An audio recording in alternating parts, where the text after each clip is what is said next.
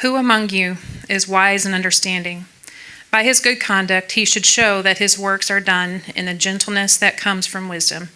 But if you have bitter envy and selfish ambition in your heart, don't boast and deny the truth. Such wisdom does not come down from above, but is earthly, unspiritual, demonic. For where there is envy and selfish ambition, there is disorder and every evil practice. But the wisdom from above is first pure, then peace-loving, gentle, compliant, full of mercy and good fruits, unwavering, without pretense. And the fruit of righteousness is sown in peace by those who cultivate peace. What is the source of wars and fights among you? Don't they come from your passions that wage war within you? You desire and do not have.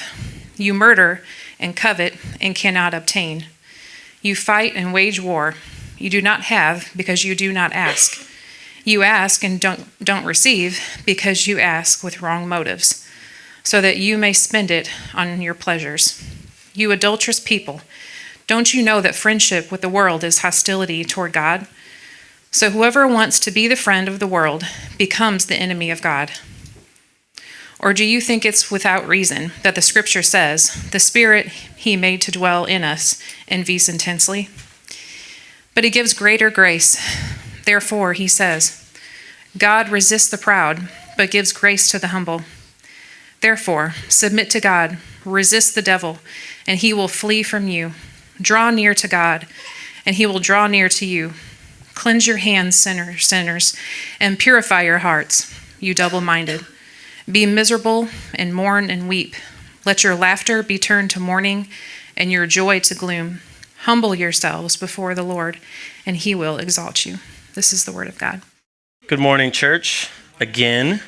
For those of you who have not met, like I said earlier, my name is Joel. I get to serve as one of the pastors here at New Eden Church and one of the elders, specifically the pastor for preaching and oversight. And so it is a joy to just be a part of what God is doing and just be one of the members of New Eden Church as well. And so thank you guys for hanging out with us this morning. So if you are visiting, this is not normal that I have a whiteboard up here. This is a little unique. So it's serving as prop for my opening illustration, and we're going to use it in a little bit. So I figured that was enough reason to bring it out. So how many of you guys in here enjoy pros and cons list? How many of you guys are like fans of them? All right, cool. So I'm not typically one to like whiteboard pros and cons, but I think I have like a running list of pros and cons in my head constantly for like the million decisions that life might bring my way. I'm always trying to See, if we're honest, the pros and cons list is really us trying to predict the future. And so that's literally what I'm trying to do with every decision. I'm like, if we make one decision and when it goes this way, then these are all the positive things that are going to happen and all the negative things that are going to happen. And if we make this decision over here, I need a pros and cons list for this. And we're trying to predict the future. But the problem is, as you guys know, we've done all the homework. We've tried to make really wise choices sometimes by making this list. And then we found ourselves not panning out, right? We found something where we tried to do the best we could, but at the end of the day, we're really not in as much control as we think we are. James is going to talk about wisdom today, and I think he's going to point out for us, well, I know he's going to, and I think we'll all understand by the end of it, that pros and cons lists, they can be helpful. We can try to make really wise choices, but wisdom as defined by James starts with the foundation that we understand we are not in control. We have to have the humility to understand that it's more wise to follow the Spirit, to follow the wisdom of God as revealed for us in the scriptures than it is to make a simple pros and cons list and figure out the situations we have in life. James doesn't leave many rooms for maybes. He's essentially going to give us a pros and cons list about wisdom. But he's going to say all earthly wisdom is always full of cons. There are no positives when it comes to earthly wisdom. And all wisdom from above, or godly wisdom, is all positives, even if it doesn't look like it in the here and now. James wants us to see that godly wisdom, or wisdom from above as he calls it, is the only way to true righteousness and peace. So as you see, we are continuing our series through the book of James. We are quite a ways into the series now. Today we're going to be in James chapter 3, verse 13. You just heard it read all the way through chapter 4, verse 10. So we're covering quite a section, but I think you'll see how it all fits together by the end of our time. We're in the CSB version of the Bible. If you want to follow along, we'll also have the verses on the screen for you as well. If you've been paying attention through James, you know that he's not pulling any punches, right? We said at the very beginning of the series, and I think maybe we're all in agreement now that no matter who you are, no matter what you struggle with or don't struggle with, at some point throughout this book, you will be challenged. And if you don't think you were, then go back and listen to last week's sermon again on the tongue, and it will challenge you. This week's will do the same. We're all being challenged by this book.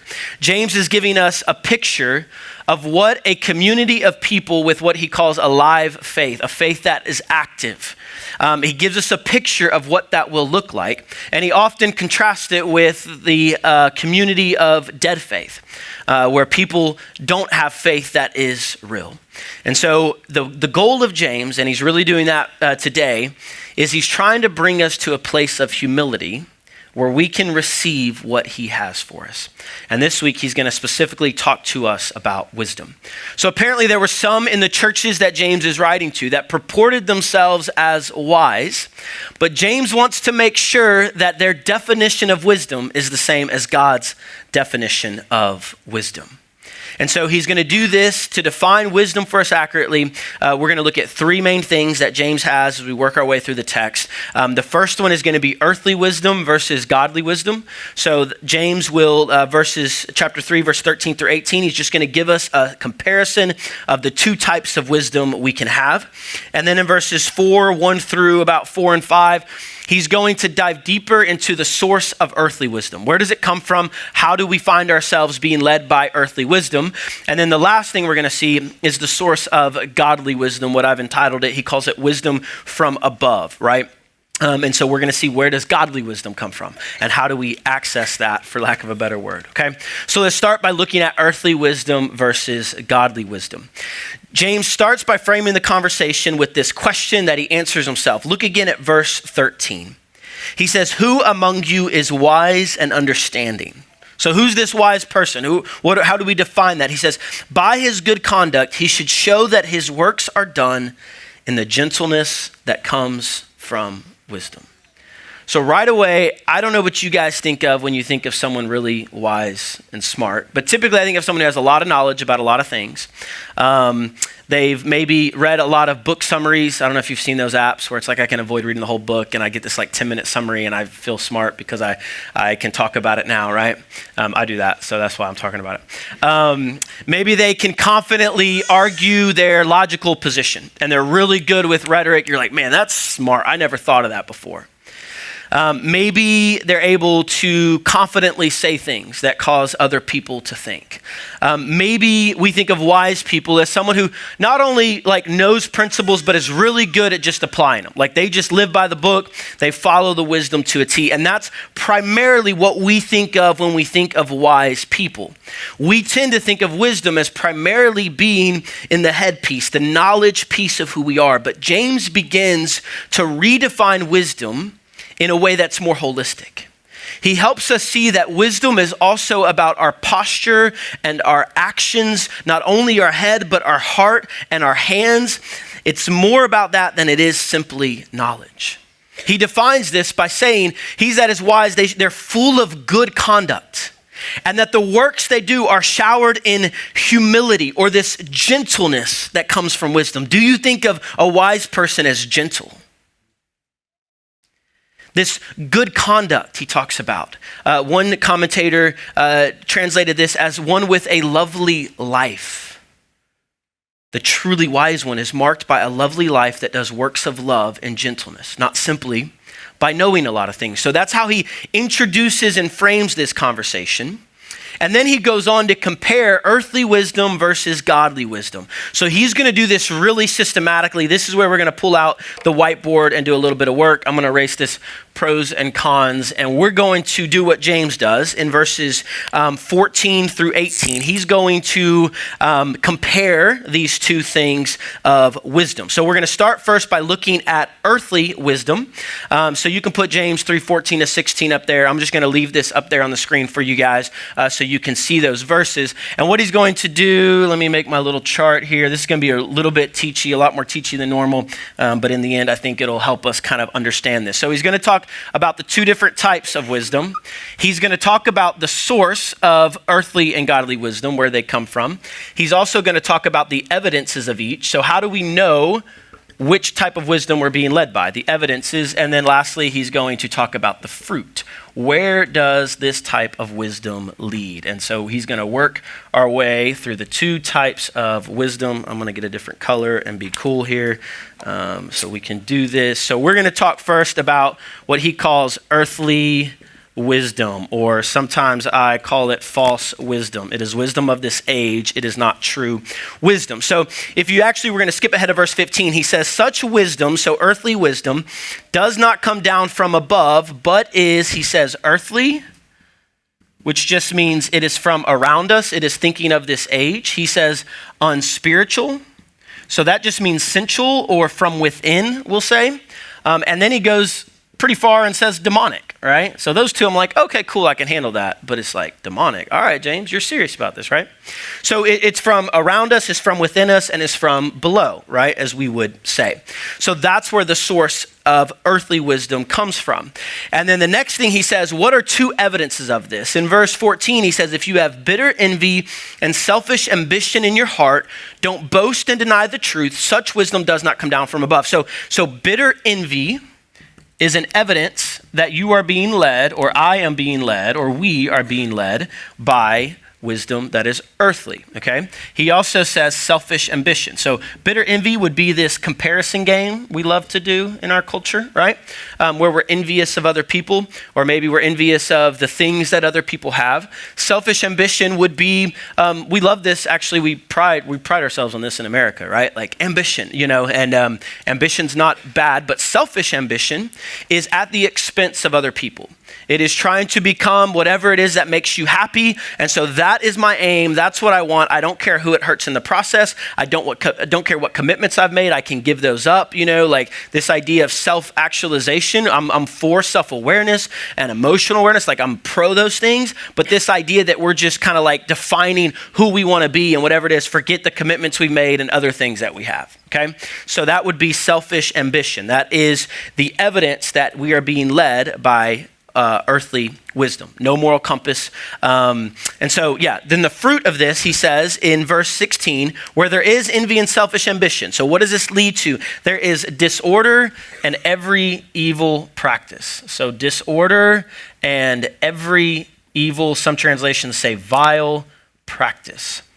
So what happens is when we are led by wisdom of this age, we take good things in order and turn it to disorder and chaos. This is taking what God did in creation and flipping it on its head. When God took chaos, the earth was without form and void, and he brought order, and he said, birds go here and people go here, and this is what people are created to do and spread my glory. Instead, it's chaotic. There's no moral compass, led by the selfish whims of each person, leading to chaos, both in our own hearts and in the community around us. So this is earthly wisdom. James wants to make it crystal clear. This is super systematic. He's comparing the two. And so let's look at godly wisdom, verses 17 through 18. He says, but the wisdom from above, okay? And you can there we go. So those verses will stay up there so you can see those while we go through this. So godly wisdom, or I would say true wisdom, okay, its source, right away, he tells us, is from above, or from God, right? So it is a gift. Do you remember James 1? If anyone lacks wisdom, let him ask of God. It's not something you can just conjure up. It is a gift that comes from a good father. And then he gives this long list of evidences, okay? He says in verse 17, the wisdom from above is pure, so that means it has right motives, okay? He says it is peace-loving, That means it is about making peace, not chaos. The opposite of that, he says it is gentle. It's not harsh. It's not angry. It is compliant. Some translations say easy to be entreated. It is approachable. It's reasonable. It's not stuck in its ways, so to speak. It is full of mercy and good fruit. So full of mercy and full of good fruit. Okay, so it is a life that is marked by mercy, by good deeds. It is unwavering. This means single-mindedness. It means stable. It can also mean without partiality, as some translations say. Basically, it means that no matter who you're engaging with, you don't treat people partially, like we saw earlier with prejudice. We saw earlier in James. And then the last thing he says is without pretense. So that would be...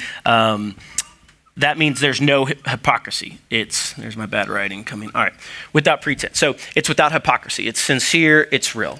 So this is a snapshot of the person who has been given godly wisdom as a gift from above.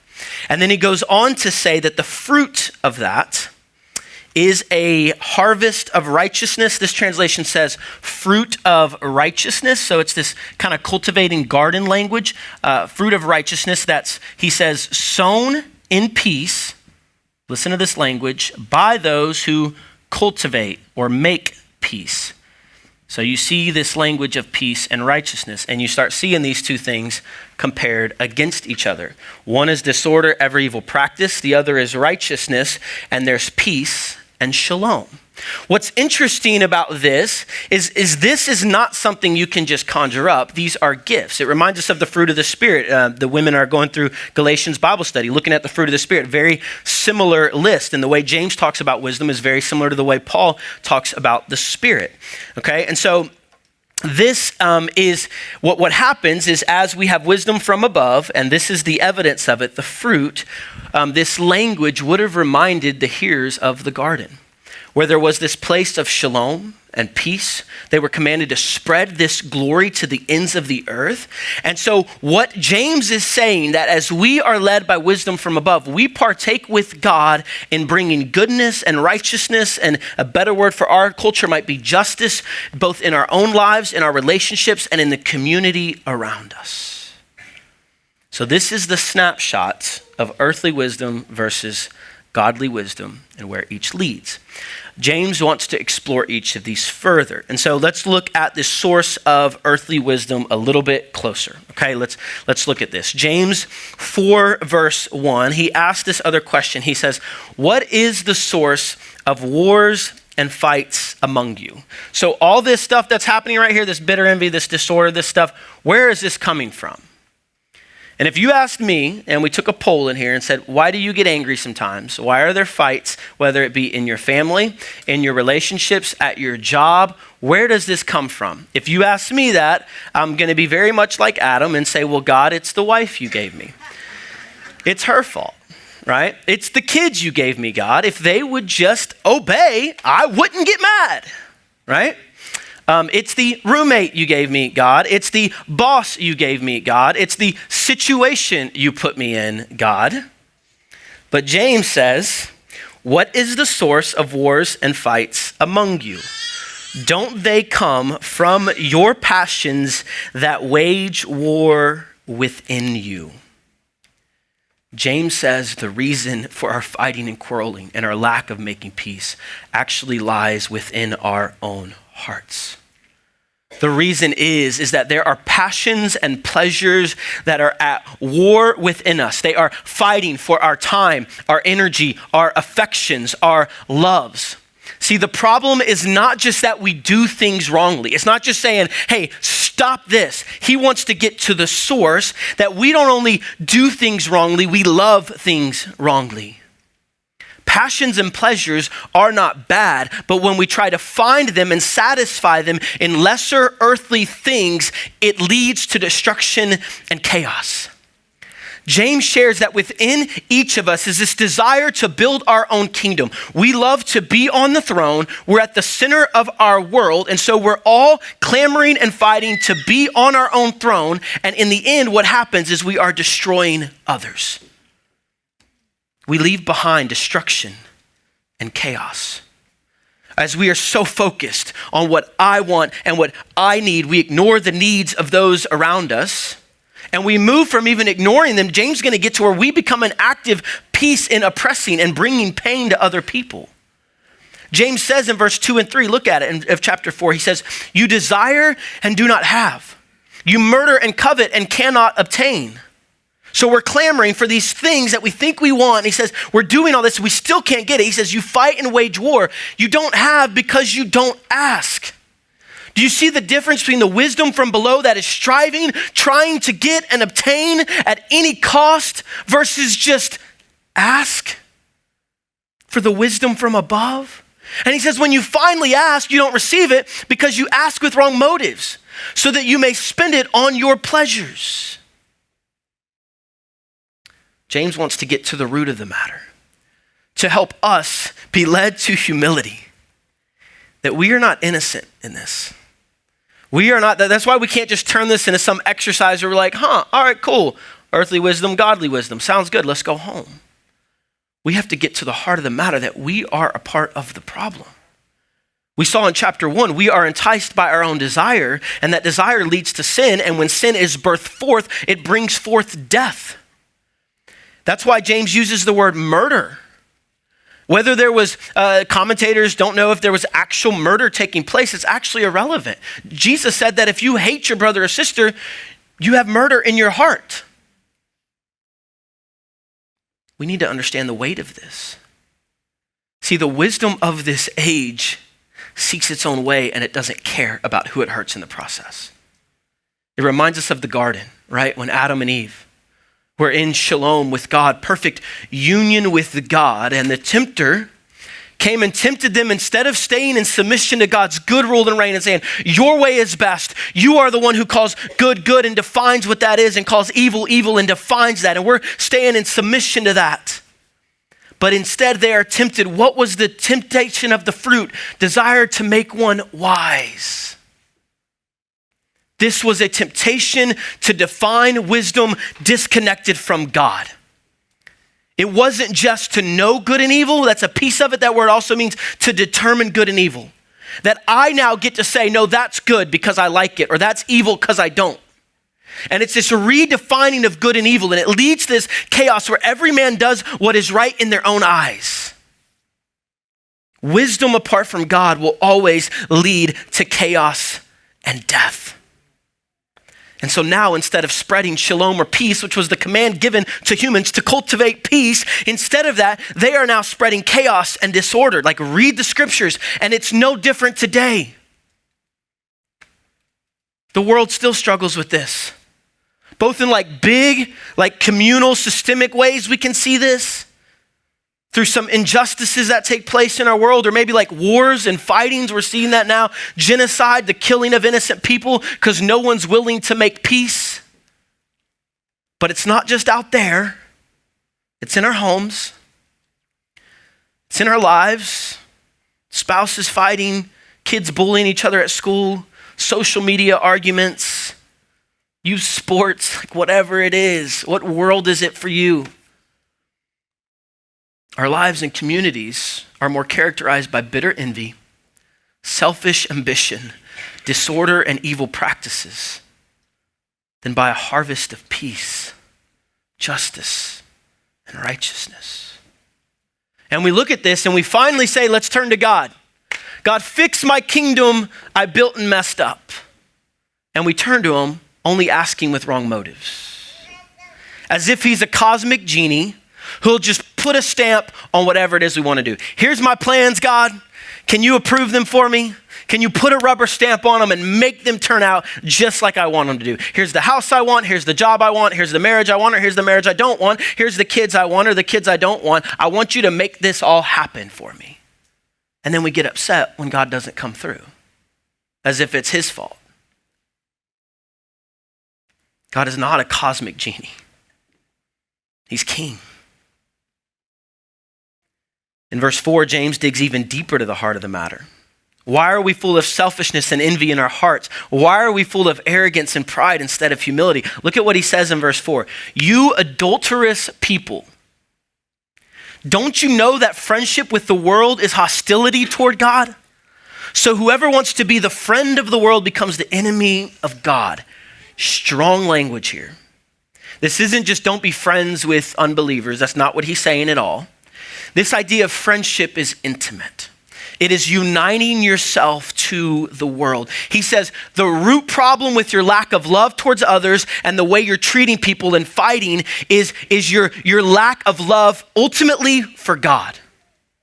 We struggle with the second commandment because we struggle with the greatest commandment. Love the Lord your God with all your heart, soul, mind. Don't have divided loyalties. And he draws from the imagery of Israel. Constantly, Israel was cheating on God with other gods and adding other gods to God and trying to mix them. And they're called adulteresses all the time in the Old Testament. We too, under the new covenant of grace, have been united to Christ, his bride. You understand this language of intimacy and union with Christ? And when we want to cheat on God and break away from that and go run over here and run out and join ourselves to pleasures of this age, we are adulterers. We are spiritually immoral and unfaithful. And our hearts are really good at this. As Tim Keller said, they are idol factories. Constantly creating these things that we think will satisfy us. They can be people, they can be things and ideas, they can be many things, even good things. But we put it on the throne and say, if we just had this, whatever it is for you, what is it that you have to make you okay? If I just had this salary level, my world would be okay. If this was just over the season of my life, then I would be fine. But none of those things fulfill us. And we're cheating on God. We're making ourselves an enemy of God. Notice it doesn't say God makes himself an enemy of us. And we are literally trying to push God off the throne and either place ourselves on it or somebody else or some idea or something, and we are making ourselves an enemy of God.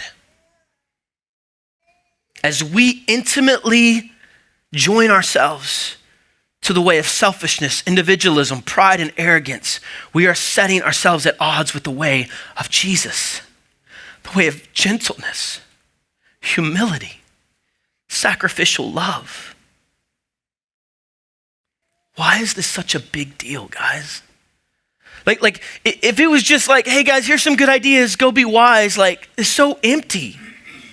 Why is it a big deal? Why does it matter? Look at verse 5.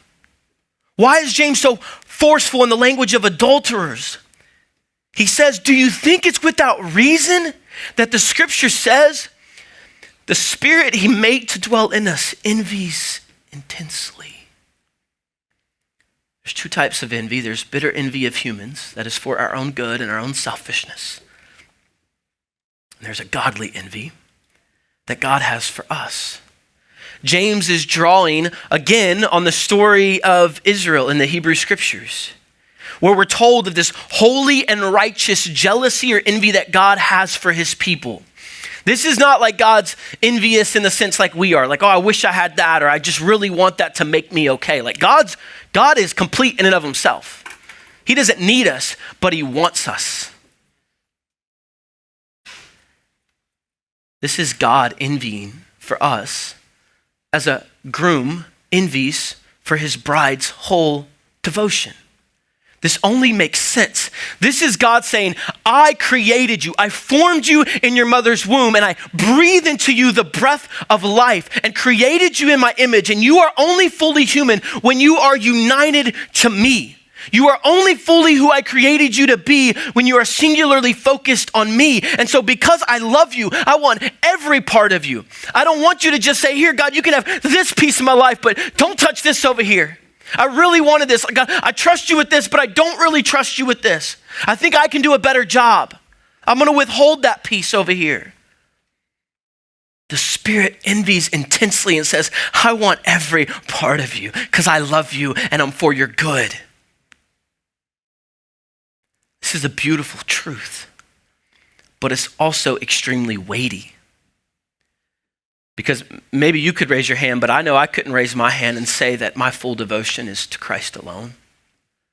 I can't stand here and say that this is my life. If you think it is, ask my wife and kids. And I'm not joking with that. Like this is not the character of my life most of the time. Like my life is more characterized by this half the time. Like, I'm just being honest. Like, if the book of James ended here and said, all right, I told you all about the tongue, which James is starting to wrap up now. He's like told us everything, most of the things we need to say. He's got some things for the rich next week, I guess he's going to get to. But most of it, like, here, guys, I've told you what you know. So just go get busy. You got all the info, you got the knowledge, you got the facts. Let me know how it goes. We'd all be in trouble. But there is hope. And this is where we see our last point, the source of godly wisdom. In the midst of our hopelessness and despair, from James, who has come at these people. I mean, he's come at them hard. He just called you adulterers. Like, he's coming at you. Look at what he says in verse 6. But he gives greater grace.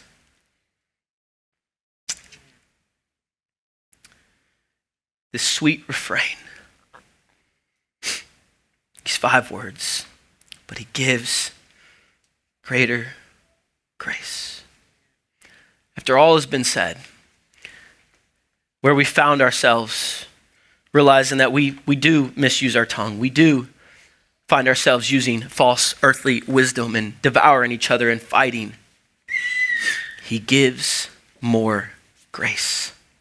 For the oppressed, for the oppressor, for the broken, for the fool, for the distant, there is grace. And I love that he just says he gives greater grace. Like, it should be like greater than what, James? Like, can you just say, like, technically it should be he gives great grace.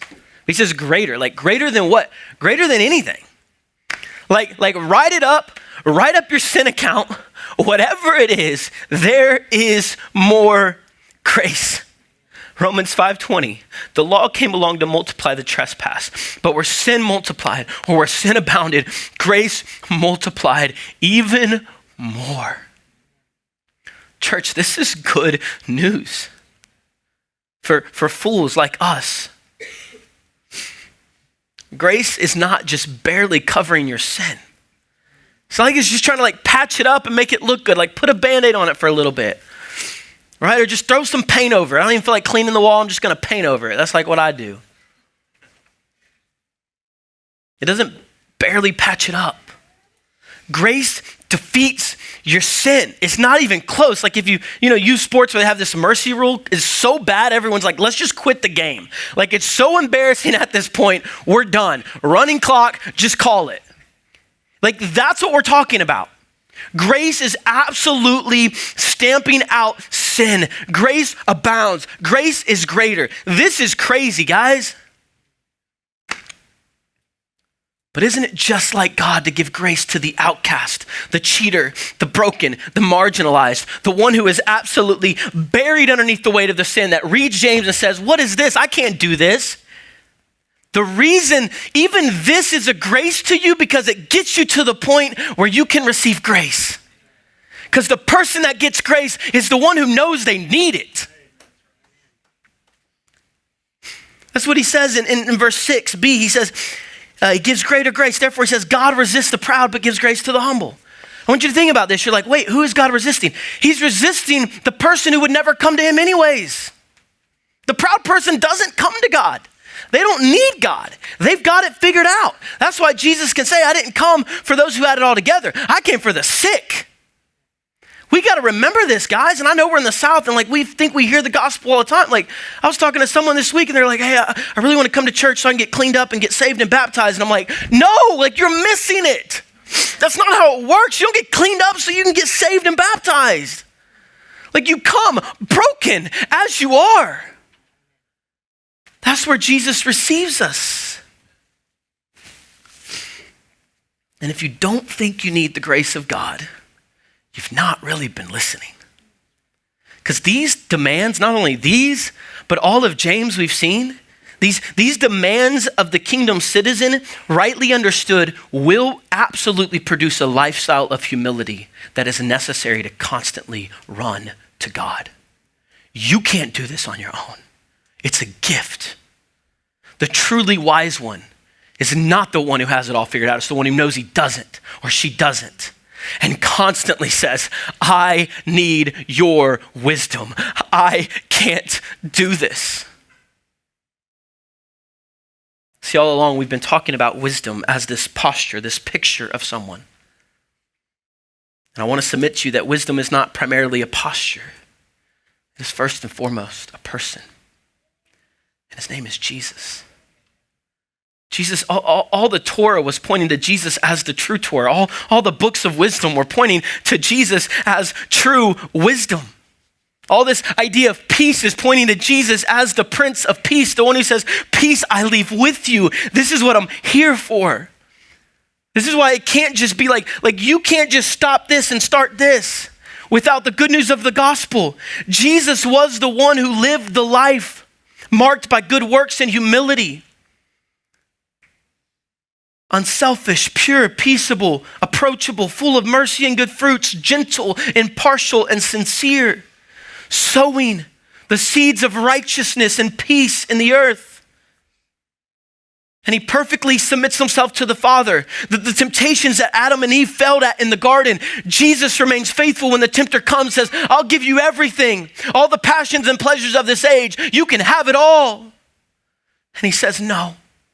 He stays faithful, submits to his Father, didn't count equality with God as something he had to have, but emptied himself, came and dwelt among us, drew near to a broken, fractured humanity, and became obedient even unto death on a cross, where he bore the effects of our earthly wisdom.